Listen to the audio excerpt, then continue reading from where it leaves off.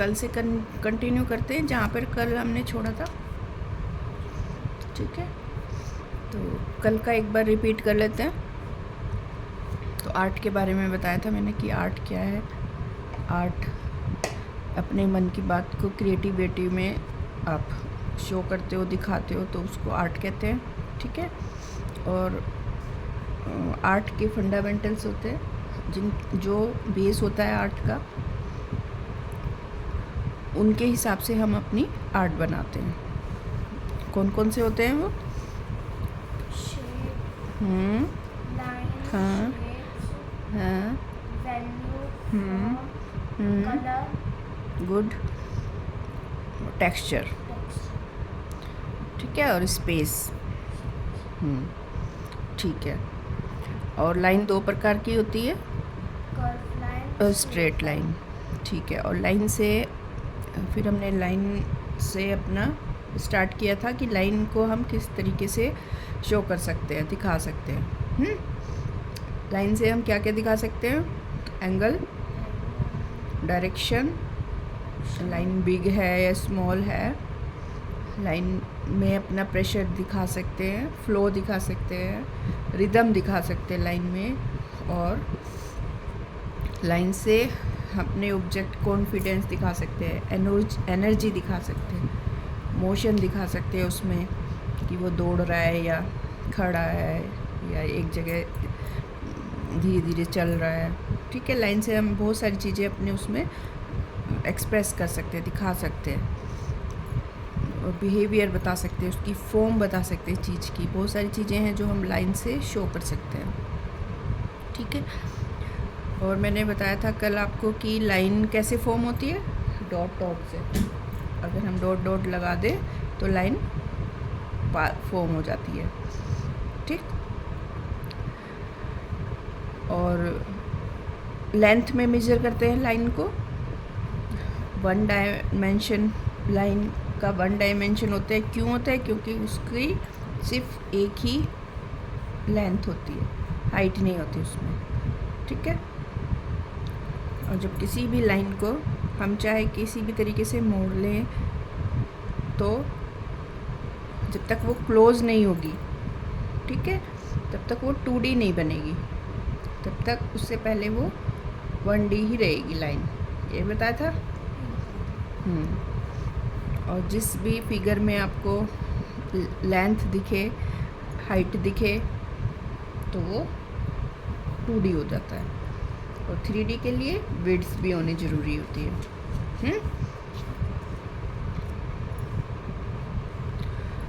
तो अब आता है लाइन की प्रैक्टिस।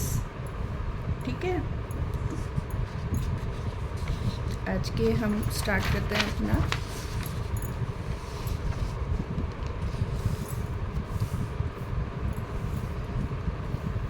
टू डी से 3D में कैसे चेंज होता है चीज़ें। 2D तो आपको पता है, सिंपल जो चीज़ हमें जिसकी दो चीज़ें, दो लेंथ दिखाई देती हैं हमें, लेंथ और ब्रेथ, जिसमें दो चीज़ें दिखाई देती हैं। हाँ, और 3D होते हैं जिसकी हमें थोड़ा बहुत हाइट या विड्थ भी दिखाई देती है। ठीक, तो वो उसको हम पेपर पे कैसे ड्रॉ करेंगे? 3D को 2D से 3D को कैसे चेंज करते हैं?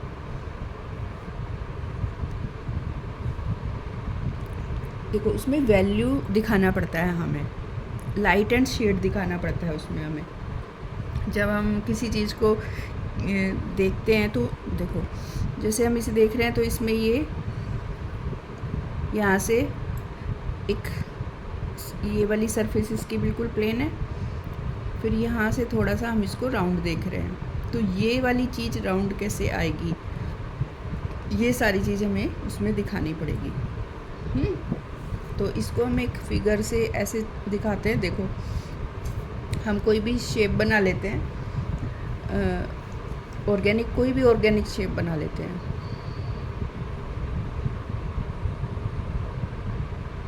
ठीक है, मान लिया मैंने ये शेप बना ली, इसको हम अपने तरीके से मोल्ड कर सकते हैं। ऑर्गेनिक वही होता है जो नेचर में हमें दिखाई देती है शेप्स। देखो, अब ये प्लेन लग रही है हमें, इसको एक फॉर्म देने के लिए हमें क्या करना पड़ेगा, इसके चारों तरफ एक लाइन ड्रॉ करनी पड़ेगी, उसको कहते हैं कॉन्टोर लाइन। तो एक तो जैसे कि ये हमारा हाथ है, इसके भी चारों तरफ अगर हम यहाँ से लेके यहाँ तक एक लाइन ड्रॉ कर दें और वो हमें शो हो रही हो, तो उसको ये हमें फॉर्म दिखाती है हमारे हाथ का कि कितना हाथ कहाँ से मोटा है, कहाँ से पतला है और कहाँ से राउंड है, ऐसे ये फॉर्म दिखाता है। ऐसे ही इसमें हम देख रहे हैं उसको पेपर पे कैसे उतारेंगे। देखो ध्यान से देखो इधर, अगर हम इसको ऐसे कर दें, ठीक,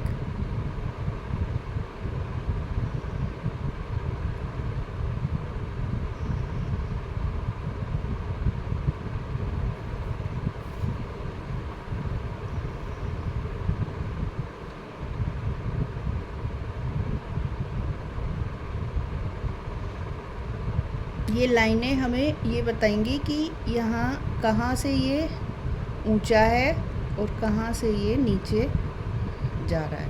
तो एक फॉर्म क्रिएट हो गई इसमें, ठीक है। ध्यान से देखो, आपको दिख रही होगी, ये देखो। अगर हम इसमें थोड़ा सा शेडिंग भी कर दें,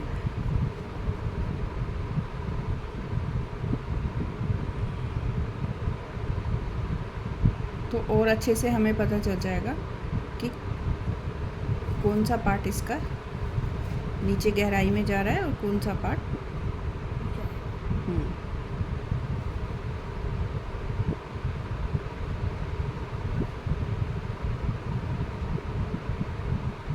तो ये इससे फॉर्म क्रिएट होती है जब आप कोई भी चीज़ को में किसी भी चीज़ में कॉन्टूर लाइन दिखाते हो,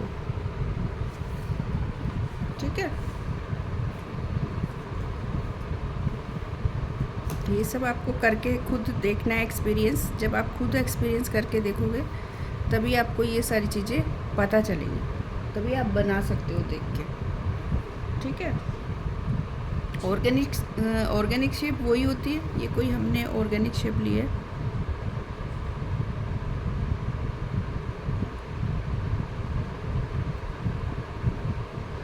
एक और शेप ले लेते हैं हम, ज्योमेट्रिक। ये सारी इसकी कॉन्टूर लाइन है।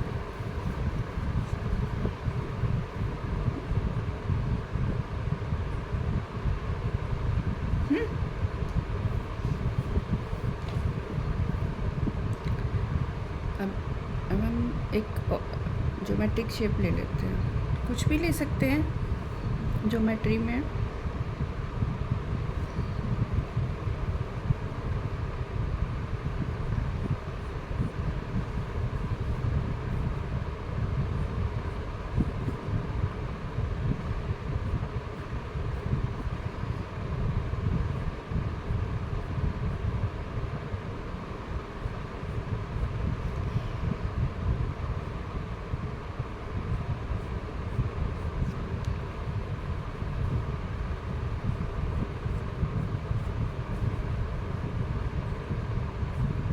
ये प्रोस्पेक्टिव में बनता है, इसको मैं आपको बाद में प्रोस्पेक्टिव भी सीखेंगे।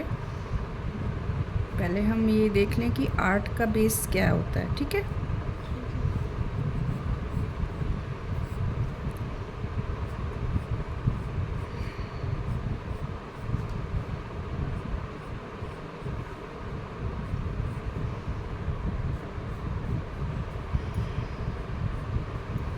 ये एक क्यूब है, ज्योमेट्री शेप है।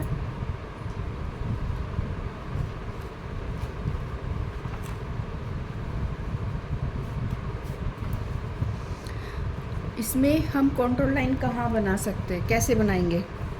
कॉन्टूर लाइन तो वही होती है एक चीज़ के चारों तरफ, जब हम कोई भी चीज़ हो उसके चारों तरफ के हम एक लाइन क्रिएट कर दें, ठीक। तो ये एक क्यूब है, तो अगर हम इसको इसमें ये लाइन यहाँ और एक इस तरीके से लाइन क्रिएट करें तो ये हमें एक फोम में दिखाई देगी कि हाँ ये एक फोम है, कुछ हैवी चीज़ है, इसके अंदर फोम है। ठीक है, और ये 3D भी लगेगा आपको कि ये थोड़ा सा हैवी है, ऐसा भी दिखाई देगा। ये पेंसिल ब्लंट हो गई, शार्प नहीं रही मेरे वाली। और लाइन की बहुत सारी वैरायटी होती हैं।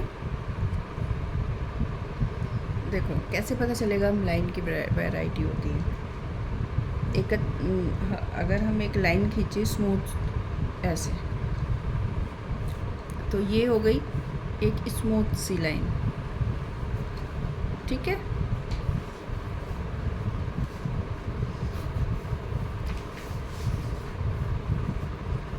हमें पता चल जाएगी देखने से।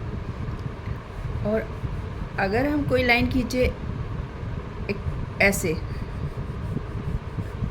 टिपिकल सी जिगजैग सी, जिसका फोर्स एक पॉइंट पे लगा हुआ हो सारा, तो ये इसको देखने से हमें फील हो रहा है कि ये एक एनर्जेटिक लाइन है।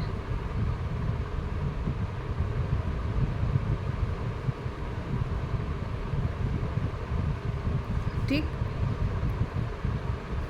तो हम अपनी लाइन में बहुत सारे वेरिएशन ला सकते हैं।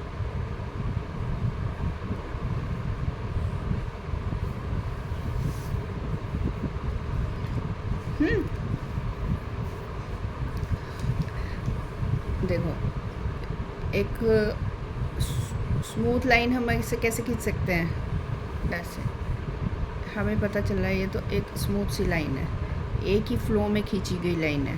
ठीक,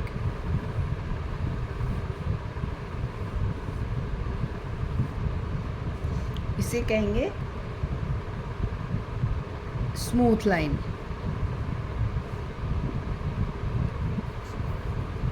सिंपल लाइन भी कह सकते हैं इसको, जो एकदम से हमें दिखाई दे रही है कि इधर से जा रही है और इधर को ऐसे। ठीक है, यहाँ से जाके यहाँ जा रही है, इधर से आ रही है और इधर को जा रही है, फील हो रहा है इससे। ऐसे ही ये चीज़ है, ऐसे खींचेंगे अगर हम कोई भी लाइन, तो हमें इससे क्या लग रहा है कि जैसे कोई लाइन यहाँ से आ रही है, इसका सारा फोर्स यहाँ पर लगा हुआ है, सारा फोर्स, तो इस पॉइंट पे आके एनर्जी फील हो रही है। हाँ, सेम इसी की तरह की गई है।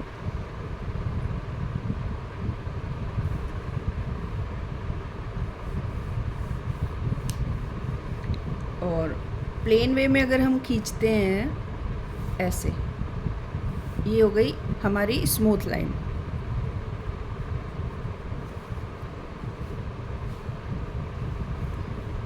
स्मूथ लाइन बहुत ही सिंपल खींची हुई मतलब लाइन, जैसे आमतौर पे हम लोग खींच देते हैं कॉपी में। ठीक है, एक लाइन होती है, ये तो गई स्मूथ लाइन। एक लाइन होती है या यहाँ से अगर हम खींचते हैं, यहाँ से स्टार्ट करते हैं, तो यहाँ से आगे जाके वो टिपर हो जाती है। ठीक, आगे जाके पतली हो जाती है, टिपर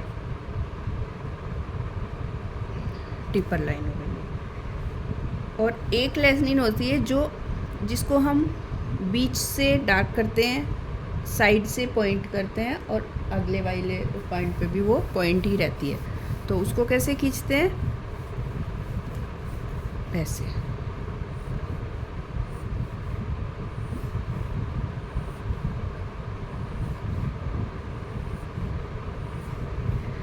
ये हमारा टिपर रहेगा और ये हमारा बीच में डार्क रहेगा, तो ये 2 पॉइंट टिपर हो गया।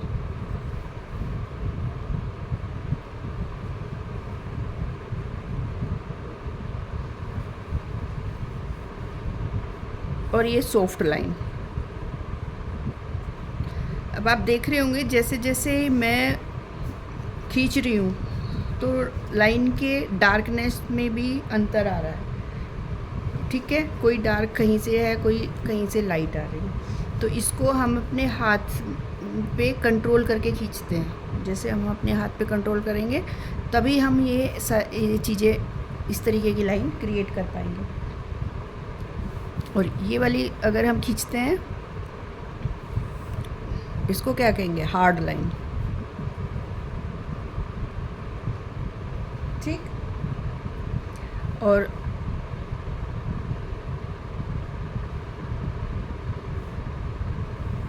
जो एज पे डार्क हो रही है, लास्ट के जो एज बच रहे हैं, तो इसको कहते हैं एज। जहाँ से स्टार्ट हुई वो डार्क, और जहाँ पर फिनिश हुई वो डार्क पार्ट, और बीच में थोड़ा लाइट। ठीक है।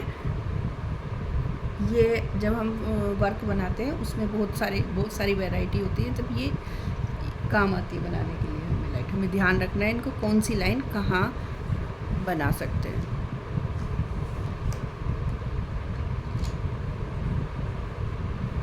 ये डार्क एज वाली लाइन हो गई। ठीक है।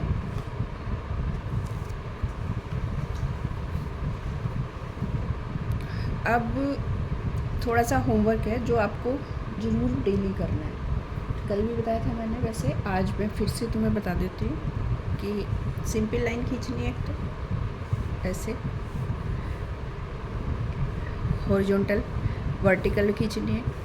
ये दोनों लाइनें आपको इधर से लेफ़्ट टू राइट और राइट टू लेफ़्ट दोनों तरफ से खींचनी है। ठीक है। और एक स्लैंटिंग लाइन खींचनी है ऐसे। इनके बीच में इतना ही गैप होना चाहिए। ठीक। आप ऐसे नहीं करोगे कि खींचते चले जाओ और आपको पता ही नहीं है कि एक लाइन के ऊपर दूसरी लाइन आ रही है। कर्व लाइन खींचो,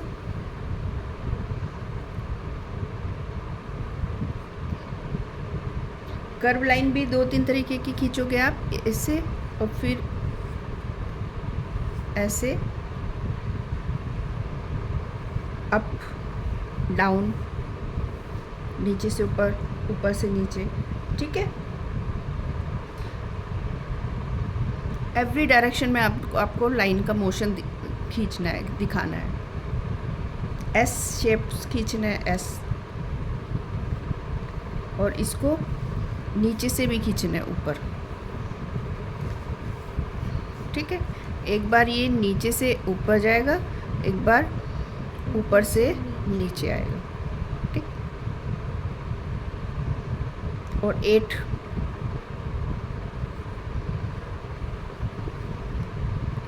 खींचना है। एक बार इधर से इधर एस की तरह खींचना है, एक बार ये यहाँ से जा रहा है। ठीक है, यहाँ तक। और एक बार ये ऊपर जा रहा है, ऊपर से आया है, मतलब ऐसे।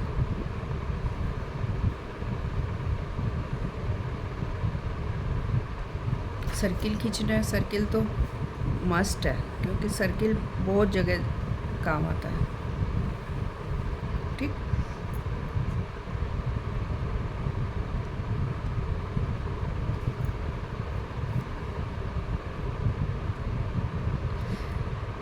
हैंड का तो मैंने आपको बताया था ना कि ओवर हैंड ग्रिप होता है ये, जो ऐसे इस तरीके से एक फिंगर और थंब के बीच में पेंसिल रखते हैं। तो इसको बनाने के लिए जब हम ओवर हैंड ग्रिप बनाते हैं तो पेपर को इस तरीके से वर्टिकल रखते हैं। ठीक है, खड़ा। हम इसको टेबल पे नहीं रखते, तभी अच्छे से बनेगा, क्योंकि पेंसिल की निब हम ऐसे अपने हाथ को ऊंचा करके नहीं बना पाते। इसको आप वर्टिकल करके ही ओवर हैंड ग्रिप में काम करना हमेशा।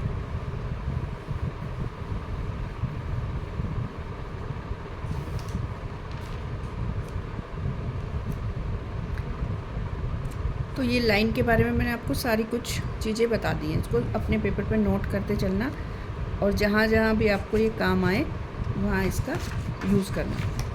ठीक।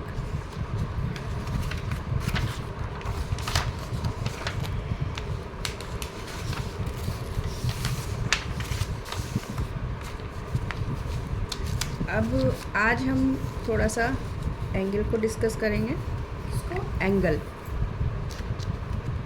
ठीक है। ये पेंसिल बड़ी मोटी हो रही है, इसको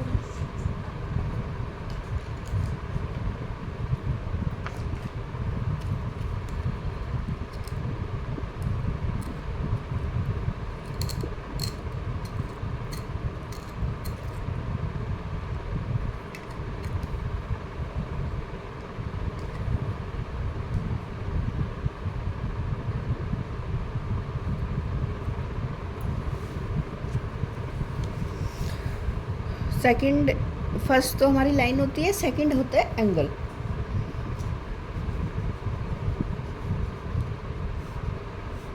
ठीक, तो एंगल को हम इससे तो बहुत अच्छे से समझ सकते हैं। देखो, जैसे ये चीज़ है, ये होता है एंगल। ठीक, ये कि हमारी जो लाइन है बेसिकली वो किस एंगल में, किस डायरेक्शन में, उसी कोई वही एंगल होता है। तो सारे सेम चीज़ें जो मैंने भी आपको पढ़ाई हैं, फंडामेंटल्स के बारे में, कितने होते हैं, क्या होता है, ये सारी चीज़ें हर उसमें काम आती हैं आपकी। चाहे आप वाटर कलर करो, चाहे आप कुछ भी ड्राइंग करो, रेंडरिंग करो, ऑयल पेस्ट करो, ऑयल पेंटिंग करो, कुछ भी, या पेंसिल से कुछ भी बनाओ, ये सारे फंडामेंटल्स हैं जो आपको हमेशा काम आएंगे। कुछ भी आप किसी भी मीडियम में काम करो चाहे आप, ठीक है। तो एंगल थोड़ा सा हार्ड लगेगा तुम्हें लाइन से ज़्यादा। लाइन इजी लगेगी खींचना, लेकिन एंगल थोड़ा सा हार्ड लगेगा। लेकिन अगर उसे प्रैक्टिस करो, प्रैक्टिस में लाओ, तो वो भी इजी हो जाएगा। एंगल की 3 एक्सरसाइज मैं बताऊंगी आपको, जिस तरीके से हम एंगल को देख के ड्रॉ कर सकते हैं अपनी कॉपी पे। 3 एक्सरसाइज होती है एंगल की। सबसे पहली एक्सरसाइज है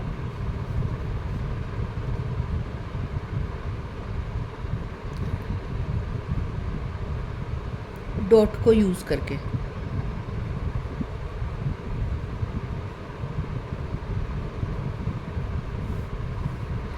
कैसे करेंगे डॉट को यूज़? एक डॉट यहाँ लगाया, दूसरा डॉट यहाँ लगाया, और आपने इसको इससे मिला दिया। ठीक, इसी तरीके से ये नहीं कि आप इसको एक ही एंगल में खींचो, सीधे प्लेन खींचते चले जाओ डॉट लगा के।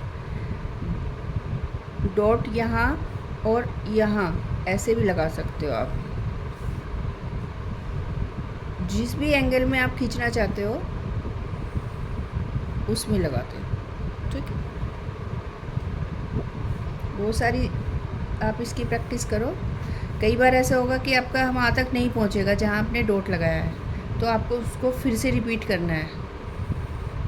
देखो, जैसे ये नीचे आया ना डॉट से, तो आपको उसको फिर से रिपीट करना है। यहाँ भी थोड़ा सा डॉट से ऊपर चला गया था, तो प्रैक्टिस इसी चीज़ की करनी है कि आपको जो भी एंगल लेना है उसको आपका हैंड सेम डॉट पे आना चाहिए। ये ऊपर जा रहा है, नीचे जा रहा है, ठीक। इस तरीके से आप ऊपर से नीचे भी खींच सकते हो, जैसे आपका हाथ चले।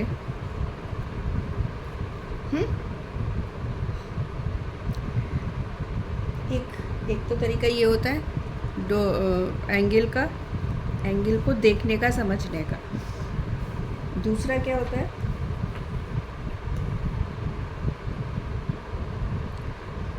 स्केल से हम एक्सरसाइज करते हैं।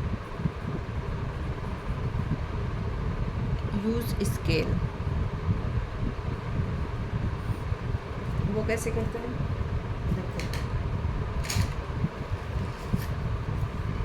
एक स्केल लेंगे, ठीक। उसके बाद हम एक लाइन खींचेंगे स्केल से। ये हमारी स्केल की लाइन हो गई। अब स्केल को यहाँ रख के हमें पेंसिल को इसके पास नहीं रखना, एक अलग से लाइन खींचनी है अपने हाथ से, फ्री हैंड। ओके, कोशिश करनी है कि वो लाइन, लाइन खींचना है पहले इस स्केल से। हाँ, यहाँ से देखो थोड़ा सा यहाँ से कर्व हुई है, ये कर्व हुई है, ये नहीं होना चाहिए। ठीक, हमारी लाइन बिल्कुल तब तक प्रैक्टिस करनी है हमें जब तक हमारी लाइन बिल्कुल स्केल के जैसी नहीं हो जाती। और ऐसा होता है, जब आप प्रैक्टिस करोगे तो सेम ऐसा ही होगा कि आपकी लाइन स्केल जैसी खींचेगी।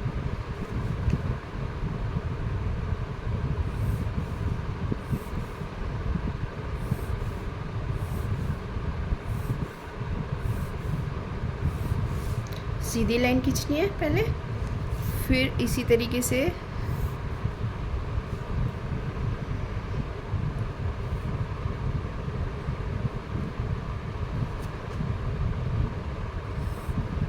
वर्टिकल भी खींच के देखते हैं, हॉरिजॉन्टल।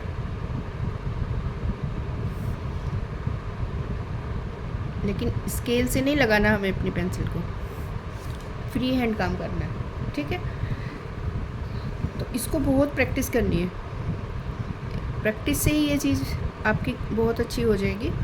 आप ऐसे करके देखो, पहले छोटे करो, फिर आप उसको बड़े पेपर पे करना और लंबा लंबा, लेकिन पहले छोटी से स्टार्ट करना। जब आप छोटे से स्टार्ट करोगे तो आपका हाथ सही काम करने लग जाएगा, कहीं से हिलेगा नहीं, या जैसे मुड़ जाते हैं ना, लाइन मुड़ जा रही, ये वाली मेरी लाइन देखो कैसे हो गई है, यहाँ से बाहर निकली, यहाँ से बाहर निकली, तिरछी हो गई। और शुरू में तो हो गई ही, इसमें कोई डाउट नहीं है कि आप शुरू में तो हो गई। देखो ये बिल्कुल सही आई है, ये सही आई है। तो जब सारी सही आने लगे तब आप प्रैक्टिस को सोच सकते हो कि हाँ मैंने अच्छे से प्रैक्टिस करी है। ये सही आई है, ये थोड़ा मुड़ गई है, कर्व आ गया इसमें। ठीक है, और एक होता है 3rd नंबर की एक्सरसाइज है क्लॉक एक्सरसाइज। क्लॉक में क्या होता है, आपको जैसे घड़ी तो आपको पता ही है कैसी होती है, राउंड।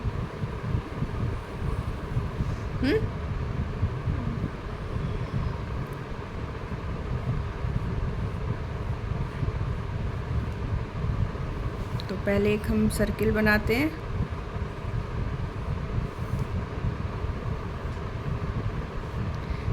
यहाँ पर घड़ी में 12 बजते हैं, यहाँ पर 6, और यहाँ पर क्या बजते हैं 3, और इधर 9। ठीक, ऐसे बजते हैं ना।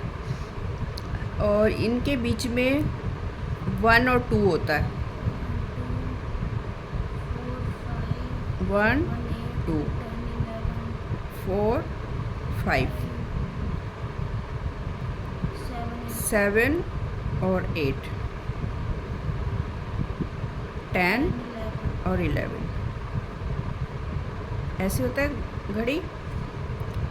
और यहाँ पर होती है सुइयाँ, मान लिया सेंटर की सुई इधर जा रही है एक, और एक सुई इधर जा रही है, तो ये हमारा 90 डिग्री का एंगल बन रहा है। इसके द्वारा हम कैसे अपने एंगल को देख सकते हैं, जज कर सकते हैं। ये दोनों एक्सरसाइज तो आप अपने फ्री हैंड से डेली करोगे ही, लेकिन कोई भी लाइव चीज़ बनाने के लिए आप कैसे एंगल को देखोगे कि एक लाइन किस एंगल में जा रही है। मान लिया ये लाइन मैंने खींची, ये लाइन, अब ये ही सेम लाइन हमें यहाँ खींचनी है। ठीक, तो कैसे खींचेंगे हम यहाँ पर लाइन? सबसे पहले हम एक देखेंगे कि एक वॉच बनाएंगे,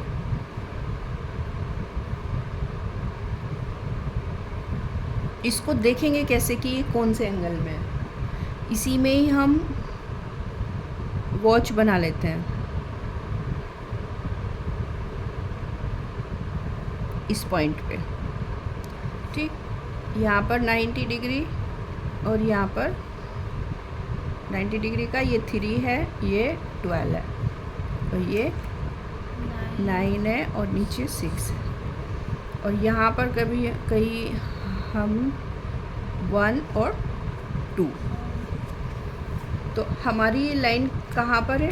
2 के बीच में, 2 से थोड़ा नीचे 3 के तरफ, हल्की सी 3 की तरफ जाता है।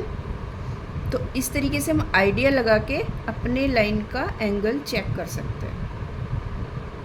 मान लिया ये चीज़ रखी है, ये रखा है, तो हमें ये वाली लाइन खींचनी है, ये वाली हमें ये वाली लाइन खींचनी है। ये इसको ड्रॉ कर रहे हैं और हमें ये वाली लाइन खींचनी है। तो हम इसको कैसे खींच सकते हैं?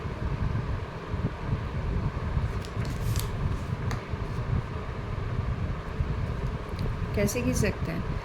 एक पॉइंट लेंगे, उस पॉइंट को पे एक वॉच बनाएंगे, यहाँ 12, ये 3, यहाँ पे 1 और यहाँ पे 2। ठीक, तो अभी हम इसको क्या देखेंगे?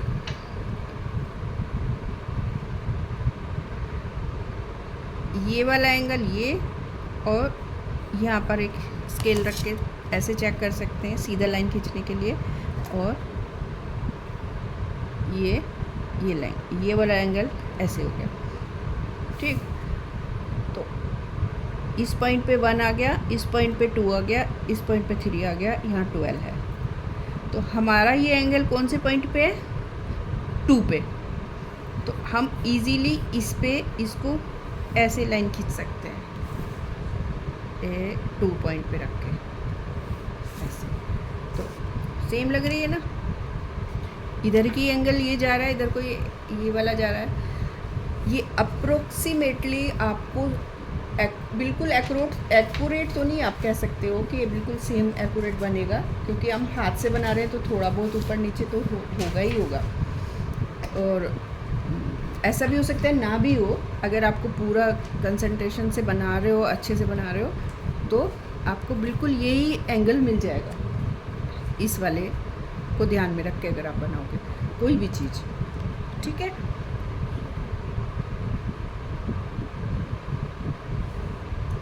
आपका जब आप बना रहे होते हो तो सबसे पहले आप छोटी लाइन लेना, ठीक है। फिर छोटी छोटी लाइन खींचना एंगल में, फिर बड़ी लाइन खींचना स्केल से। और एक ऐसे धीरे धीरे नहीं खींचोगे, धीरे धीरे एक आपको फ्लो में लाइन खींचनी है, चाहे वो आपकी कर्व हो जाए कोई बात नहीं, लेकिन फ्लो में खींचनी है, स्ट्रेट खींचने की कोशिश करनी है। उसका एंगल आपको चेंज नहीं होना चाहिए, जैसे ही आपका चेंज होता है तो दोबारा से खींच लो, ठीक है। और एक और वर्ड होता है घोस्टिंग लाइन, मैंने आपको पहले भी बताया था ना एक बार, घोस्टिंग, याद नहीं आ रहा।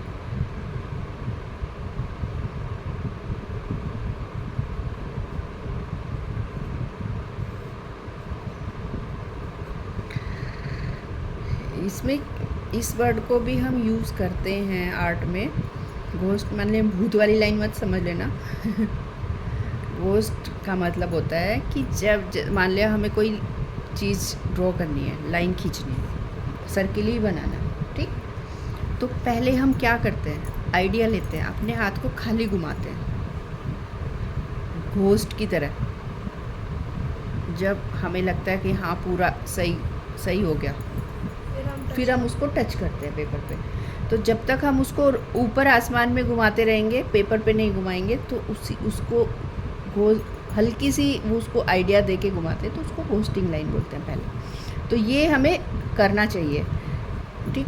जब तक हम इसको नहीं करेंगे तो हम डायरेक्ट अगर खींचने चलेंगे तो हमारा गलत ही खींचेगा। और पेंसिल को हमेशा लाइट चलाना है। राउंड बन गया ना। अगर हमने एकदम से ऐसे खींचा होता तो तिरछा बन जाता। फिर चाहे हम इसको ठीक कर सकते हैं, थोड़ा बहुत होगा उसको तो बाद में सही हो सकता है।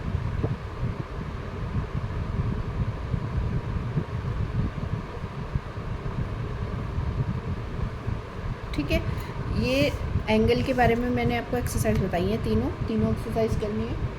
आज की इस क्लास में बस इतना ही रहेगा। आपको ये तीनों एक्सरसाइज और जो कल लाइन के बारे में पढ़ा था, लाइन वाली एक्सरसाइज, वो डेली 5-5 मिनट या 10-10 मिनट, 15-15 मिनट आप जरूर करोगे उसको और मुझे दिखाओगे लाके करिए कि नहीं करिए। आज के लिए बस इतना ही। अब नेक्स्ट क्लास में करेंगे।